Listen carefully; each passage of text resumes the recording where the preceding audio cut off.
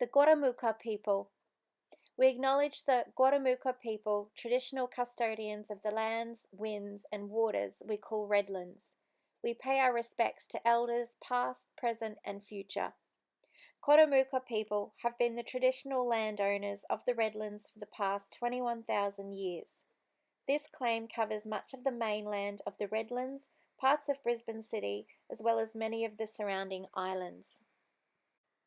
The Redlands City Council website shows quite extensively the many Indigenous cultural locations and the cultural heritage linked to the Redland Bay community.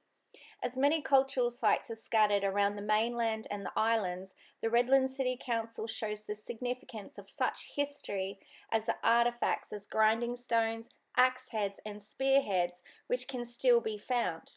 If you look hard enough, you can find stonefish traps where the food was gathered by trapping fish on some islands. Scar trees can also be found around the Redland Bay areas and are the living examples of an oval space cut out of trees for the use of bark for shelters, containers, shields and canoes. Redlands Council also heavily supports protecting and preserving the Indigenous native environment, as well as providing essential services for the Indigenous population provided by both government and non-government organisations. Organisations provide health and social services support such as mental health services, medical centres, housing and children's services and various community support programs. My area is in Capalaba, which is in the Redland Bay area. In Capalaba, Indigenous peoples are not very visible, but if you look, you can find some support services. The Camara Association is one such non-government organisation which provides social support services for Indigenous peoples, which is a respectful, genuine and culturally safe environment for the Indigenous communities.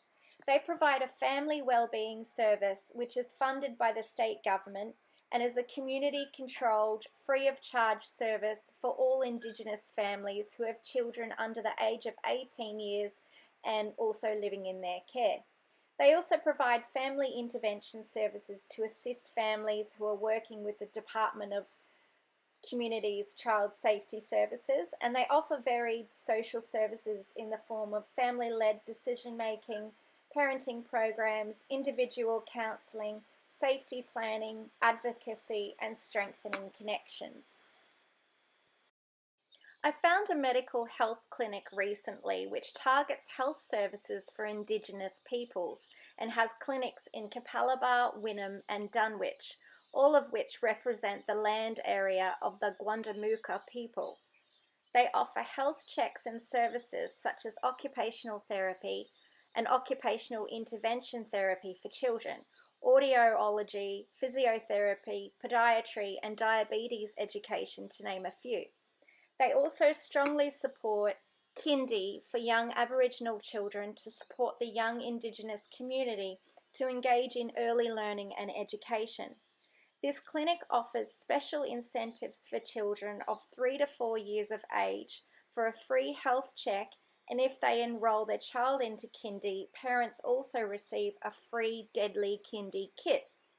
This Deadly Kindy kit includes the kindy hat, backpack, blanket, lunchbox, library bag, water bottle, t-shirt, and everything else that a child needs to start their early learning support.